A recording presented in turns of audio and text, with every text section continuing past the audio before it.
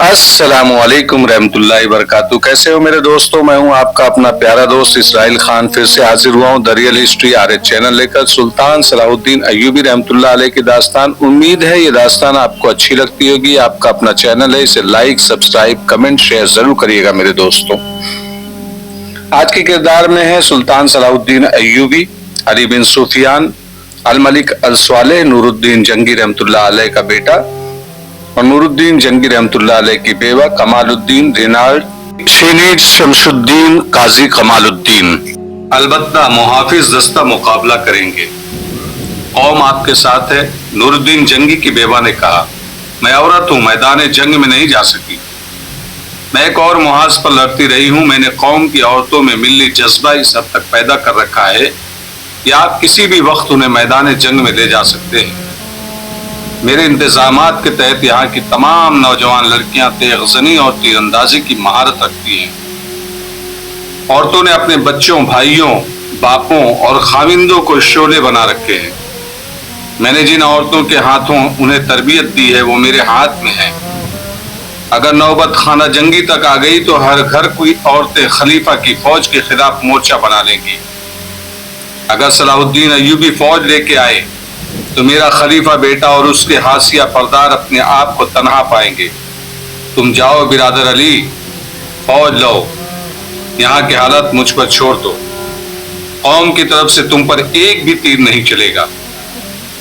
अगर तुम जरूरत समझो कि मेरे बेटे को कत्ल कर दिया जाए तो भूल जाना कि वो नूरुद्दीन जंगी का और मेरा बेटा है। मैं अपने बेटे के जिस्म के टुकड़े करा लूंगी। सल्तनत इस्लामिया को टुकड़े टुकड़े होते नहीं देख सकूंगी। तौफीक जवाद ने भी अली बिन सुफियान को यकीन दिलाया कि खाना जंगी नहीं होगी। उसके बाद उन्होंने स्कीम बनाई कि सुल्तान अय्यूबी किस तरह आएंगे और यहाँ क्या होगा। ये तय हुआ कि सुल्तान अय्यूबी खामोशी से आएंगे और खलीफा और उसके हाशिया बिरादरों को बेखबरी में आन लेंगे।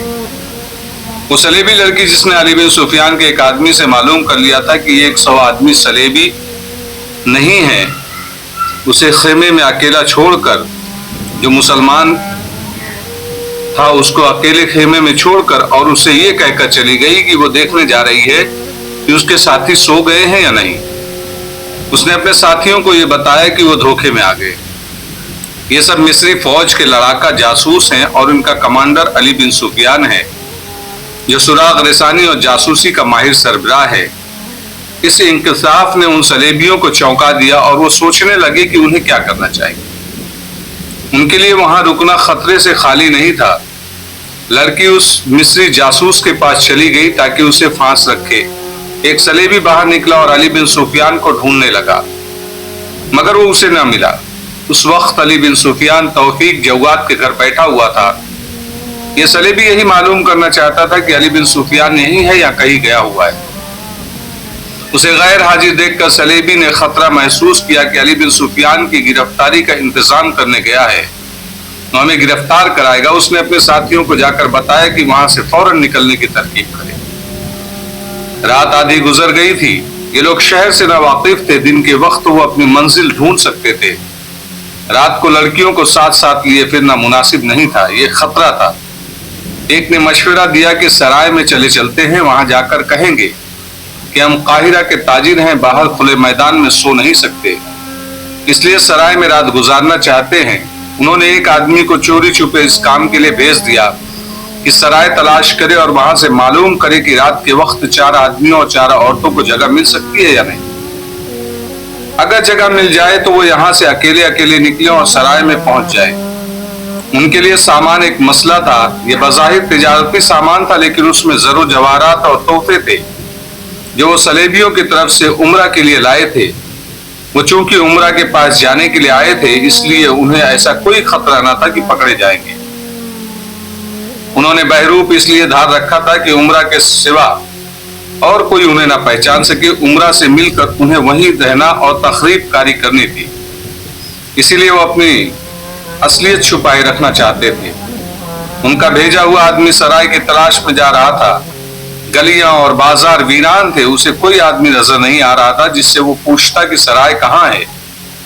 कुछ देर इधर उधर मारे मारे फिरने के बाद उसे सामने से एक आदमी आता दिखाई दिया। اندھیرے میں اتنا ہی پتہ چلتا تھا کہ وہ کوئی انسان ہے۔ وہ قریب آیا تو سلیبی نے اس سے سرائے کے متعلق پوچھا۔ اس نے سر اور آدھے چہرے پر چادر ڈال رکھی تھی۔ اس نے سلیبی کو بتایا کہ سرائے شہر کے دوسرے سرے پر ہے۔ پھر اس سے پوچھا کہ وہ اتنی رات گئے سرائے کیوں ڈھونڈ رہا ہے؟ ایسے وقت میں اس کے لیے سرائے کا دروازہ نہیں کھلے گا۔ سلیبی نے اسے بتایا کہ وہ آج تاجروں کے قافلے کے ساتھ آئے ہیں۔ ان کے ساتھ 4 عورتیں ہیں جنہیں وہ خیموں میں نہیں رکھنا چاہتے۔ ہاں، یہ ایک مسئلہ ہے، اس آدمی نے کہا۔ تمہیں شام سے پہلے بندوبست کر لینا چاہیے تھا۔ آؤ، میں تمہاری کچھ مدد کرتا ہوں۔ تم پردیسی ہو، یہاں سے جا کر یہ نہ کہو کہ دمشق میں تمہاری مستورات کھلے میدان میں پڑی رہی تھی۔ مجھے اپنے ساتھ لے چلو، مستورات کو ساتھ لے آؤ، میں سرائے کھلوا کر جگہ دلوا دوں گا۔ وہ آدمی سلیبی کے ساتھ چل پڑا اور وہ دونوں قافلے کی خیمہ گاہ تک پہنچ گئے۔ سلیبی نے اسے ایک جگہ روک کر کہا، تم یہیں ٹھہرو، میں انہیں لے کر آتا ہوں۔ یہ کہہ کر وہ خیمہ گاہ کی ایک طرف سے گھوم کر کہیں غائب ہو گیا۔ سلیبی کے خیمے دوسری طرف اور ذرا ہٹ کرتے اس آدمی نے اپنے ساتھیوں کو بتایا کہ ایک آدمی اس کے ساتھ آیا ہے جو انہیں سرائے میں جگہ دلا دے گا۔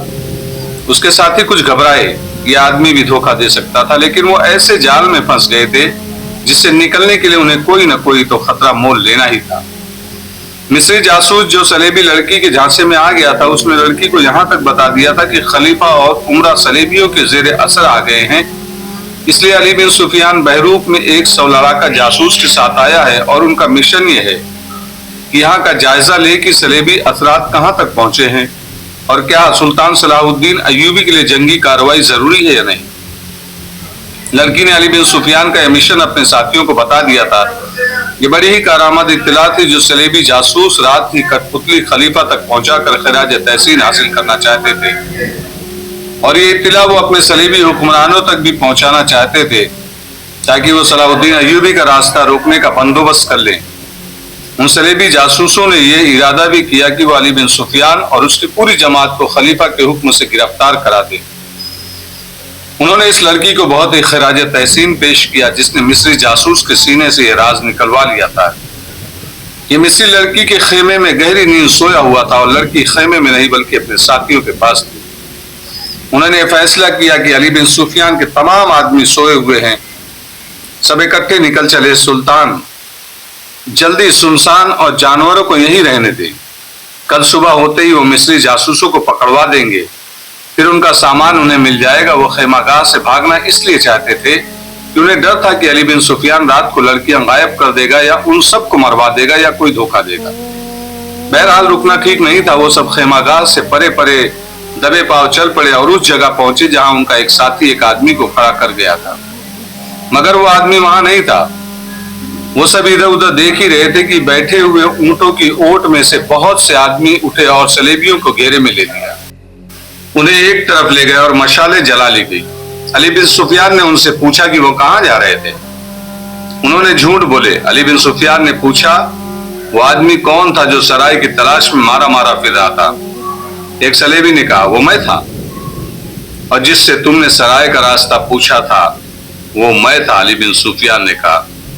یہ محض اتفاق تھا اور اللہ کا کرم کہ علی بن سفیان توفیق کو جواد کے گھر سے واپس آ رہا تھا۔ یہ سلیبی سرائے کی تلاش میں جا رہا تھا۔ اس نے علی بن سفیان سے ہی سرائے کا راستہ پوچھا۔ اگر روشنی ہوتی تو سلیبی اسے پہچان لیتا، ایک تو اندھیرا تھا، دوسرے علی بن سفیان نے سر پر رومال یا چادر ڈال رکھی تھی۔ سلیبی کی ایک ہی بات سن کر وہ جان گیا کہ انہیں کس طرح پتہ چل گیا ہے کہ وہ دھوکے میں آ گئے ہیں، لہٰذا بھاگنے کی فکر میں ہیں۔ علی بن سفیان کو معلوم تھا کہ یہ سلیبی بے شک جاسوس ہے، لیکن انہیں یہاں عمرہ میں سے کوئی نہ کوئی پناہ میں لے لے گا۔ چنانچہ اس نے سلیبی کو خوش اخلاقی کا جھانسا دے کر پھانس لیا اور اس کے ساتھ خیمہ گاہ تک چلا گیا۔ وہ سوچتا رہا کہ اب اسے کیا کارروائی کرنی چاہیے۔ سلیبی نے اس پر یہ کرم کیا کہ اسے اپنے خیموں سے دور کھڑا کر دیا تھا۔ علی بن سفیان نے فوراً اپنے 2-3 آدمیوں کو جگا لیا اور نہایت عجلت سے انہیں بتایا کہ انہیں کیا کرنا ہے۔ ہدایت دے کر وہ خود سلیبیوں کے خیمے تک گیا۔ وہ سب لڑکیوں سمیت ایک خیمے میں جمع ہو گئے تھے۔ علی بن سفیان نے دبے پاؤں قریب جا کر ان کی باتیں سنی۔ وہ صرف یہ جان سکا کہ صلیبی جاسوسوں کو اس کا مشن معلوم ہو گیا ہے، لیکن یہ معلوم نہ ہو سکا کہ یہ راز پاز کس طرح ہوا ہے۔ اتنی دیر میں اس کے بہت سے آدمی اس کی دی ہوئی ہدایت کے مطابق برچیوں سے مسلح ہو کر اونٹوں کے اوٹ میں جا کر بیٹھ چکے تھے۔ صلیبیوں کو وہیں آنا تھا۔ وہ جو ہی وہاں پہنچے، علی بن سفیان بھی آ گیا اور سب کو گھیر کر پکڑ لیا گیا۔ دوستوں، علی بن سفیان نے انہیں کہا، تمہاری جاسوسی بہت کمزور ہے، تمہیں ابھی بہت سی تربیت کی ضرورت ہے، ٹریننگ کی ضرورت ہے۔ کیا جاسوس اس طرح سنسان گلیوں میں پھرا کرتے ہیں؟ اور کیا جاسوس کسی اجنبی کو پہچانے بغیر بات کیا کرتے ہیں؟ یہ فن مجھ سے سیکھو۔ ایک صلیبی نے کہا، اگر یہ فن اپنے آدمیوں کو سکھا دے تو زیادہ بہتر ہوگا۔ کیا آپ ہماری اس مہارت کی تعریف نہیں کریں گے کہ ہم نے آپ کے ایک آدمی سے آپ کی اصلیت معلوم کر لی ہے؟ یہ تہمت کا کھیل نہیں، قسمت کا کھیل ہے۔ آپ جیت گئے، ہم ہار گئے۔ اگر ہمارا قائد مارا نہ جاتا تو ہم یوں بھٹک نہ جاتے۔ مجھے وہ آدمی بتاؤ کہ جس نے راز فاش کیا ہے۔ علی بن سفیان نے پوچھا۔ اس خیمے میں سویا ہوا ہے۔ ایک لڑکی نے ایک خیمے کی طرف اشارہ کر کے جواب دیا، وہ میرے دھوکے میں آ گیا تھا۔ علی بن سفیان نے کہا، یہ باتیں اب قاہرہ میں چل کر ہوگی۔ صبح طلوع ہوئی تو لوگوں نے دیکھا کہ تاجروں کا قافلہ جا رہا تھا۔ اونٹوں پر جہاں تجارتی سامان لدا ہوا تھا، وہاں خیمے بھی لدے ہوئے تھے۔ علی بن سفیان اور اس کے 100 آدمیوں کے سوا کسی کو علم نہ تھا کہ لپٹے ہوئے خیموں میں 4 لڑکیاں اور 4 آدمی لپٹے ہوئے ہیں۔ علی بن سفیان نے روانگی سے کچھ دیر پہلے شہر کی تاریکی میں ایک صلیبی کو ایک خیمے میں لپیٹ کر اونٹوں پر لاد کر باندھ دیا تھا۔ اسے کوئی فکر نہیں تھی کہ وہ دم گھٹنے سے مر جائیں گے یا زندہ رہیں گے۔ قافلہ دمشق سے نکل گیا اور جب شہر اتنی دور پیچھے رہ گیا کہ نظر بھی نہیں آتا تھا تو اس نے صلیبیوں کو خیمے سے نکالا۔ سب زندہ تھے۔ لڑکیوں کو اونٹوں پر اور مردوں کو گھوڑوں پر سوار کر لیا گیا۔ صلیبیوں نے رہائی کے لیے وہ تمام زر و جواہرات اور سونے کے ٹکڑے پیش کیے جو خلیفہ عمرہ کے لیے لائے تھے۔ علی بن سفیان نے کہا، یہ ساری دولت تو میرے ساتھ جا رہی ہے۔ اس وقت ریمانڈ کا ایک صلیبی تریپولی کا حکمران تھا۔ یہ وہی علاقہ ہے جو آج لبنان کہلاتا ہے۔ دوسرے صلیبی حکمران یروشلم اور گرد نواح میں تھے۔ نور الدین جنگی کی وفات پر وہ سب بہت خوش تھے۔ وہ ایک کانفرنس کر چکے تھے۔ انہوں نے اپنے منصوبوں پر نظر ثانی کر لی تھی۔ اس کے مطابق فرنگیوں کا ایک کمانڈر سراج اپنی حلب تک لے گیا۔ اپنی فوج حلب کا امیر شمس الدین تھا۔ سیریز نے اسے پیغام بھیجا کہ وہ حلب اس کے حوالے کر دے یا صلح نامے پر دستخط کر کے تاوان ادا کرے، یعنی ٹیکس دے۔ شمس الدین نے اس ڈر سے صلیبیوں کے آگے ہتھیار ڈال دیے کہ دمشق اور موصل کے عمرہ اسے جنگ میں الجھا ہوا دیکھ کر اس کی مملکت پر قبضہ کر لیں گے۔ اس ایک ہی کامیابی سے صلیبی دلیر ہو گئے۔ وہ جان گئے کہ مسلمان عمرہ ایک دوسرے کی مدد کرنے کی بجائے ایک دوسرے کے دشمن ہیں۔ چنانچہ وہ عمرہ کو بہت جلدی اپنا اتحادی بنا لینے کی کوشش کر رہے تھے۔ نیمان نے خلیفہ الملک صالح کو ایک ایلچی کے ذریعے تحائف کے ساتھ یہ پیشکش بھی بھیج دی تھی کہ اسے ضرورت کے وقت فوجی مدد دے گا۔ اسلام کی بقا اور آبرو کچے دھاگے سے لٹک رہی تھی اور اس کا دار و مدار سلطان صلاح الدین ایوبی کے اقدام پر تھا۔ ایک ساتھ جو گزر جاتی تھی اسلام کو تباہی کے قریب لے جاتی تھی۔ سلطان ایوبی قاہرہ میں علی بن سفیان کا انتظار کر رہے تھے۔ انہیں علی بن سفیان کی رپورٹ کے مطابق کچھ فیصلہ کرنا تھا۔ وہ بغداد، دمشق اور یمن وغیرہ پر فوج کشی کے لیے ذہنی طور پر تیار ہو چکے تھے۔ ان کے لیے مشکل یہ تھی کہ مصر کے اندرونی حالات ٹھیک نہیں تھے اور فوج کم تھی۔ وہ مصر سے زیادہ نہیں بلکہ کم سے کم فوج اپنے ساتھ لے جا سکتے تھے، اور یہی ایک خطرہ تھا جو انہیں پریشان کر رہا تھا کہ اتنی کم فوج سے وہ کیا کامیابی حاصل کر سکیں گے۔ اس کے باوجود انہوں نے فوج کشی کے سوا دوسرا کوئی اقدام سوچا ہی نہیں۔ وہ دن میں 1-2 بار اپنے مکان کی چھت پر جا کر اس سمت دیکھا کرتے تھے جس سمت سے علی بن سفیان کو آنا تھا۔ وہ افق پر نظریں گار دیتے تھے۔ ایک روز انہیں افق پر گرد کے بادل نظر آئے جو زمین سے اٹھے اور اوپر ہی اوپر اٹھتے اور پھیلتے گئے۔ سلطان ایوبی اوپر ہی کھڑے رہے۔ گرد کا بادل آگے ہی آگے آتا گیا، پھیلتا گیا، اور پھر اس میں سے گھوڑوں اور اونٹوں کی حیولے نظر آنے لگے۔ وہ علی بن سفیان کا ایک